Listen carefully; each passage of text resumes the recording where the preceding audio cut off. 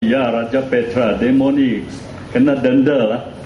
Demo kecek tak boleh cakap England, demo kecek England pula. Kata kena kecek Melayu mana ni. Okay, thank you for those thoughts. Actually, Raja Petra touched on a few interesting things. In fact, I was working. I didn't know all my life that the Muslims, the Christians, and the Jews shared the same Old Testament.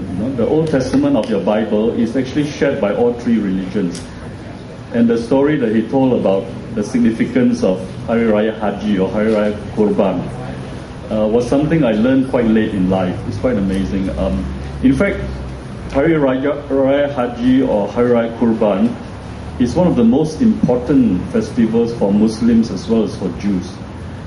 In fact, when Clinton spoke about 2 nights ago in KL, he also quoted verses from the Bible and from the Torah and from the Quran to show how similar the religions are.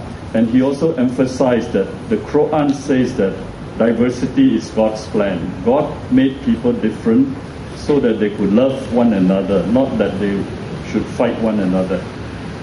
So it's very sad, as Raja Petra said, that for the last 40, 50 years, race and religion has been used to divide the people.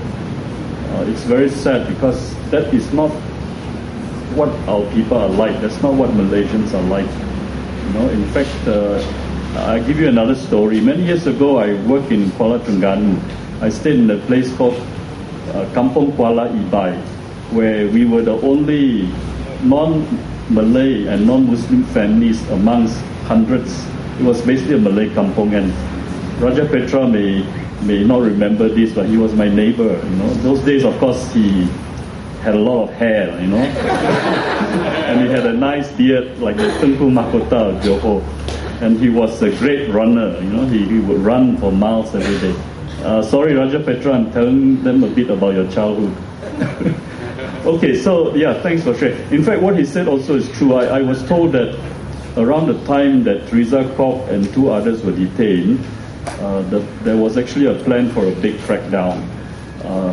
And this story came from within Kamunting itself, because every time there's a new batch of visitors coming, the staff have to prepare their rooms, So I was told that a lot of rooms were prepared at that time.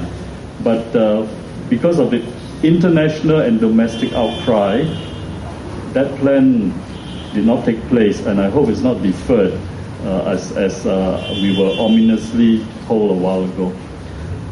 I'd like to share another story also. In fact, the people of Malaysia do not support these repressive laws anymore. And it's clear from surveys that have been done. In fact, Merdeka Center has done surveys. Other think tanks have done surveys.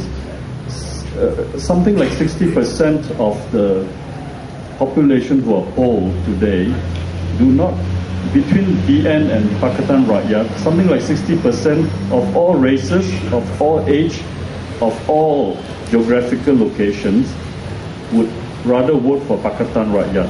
And it's because of laws like the ISA, and it's because of issues like corruption.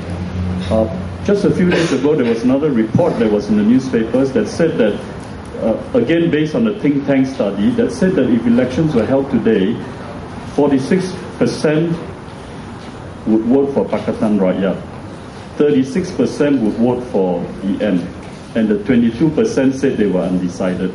You do the math and you see how people feel about these things.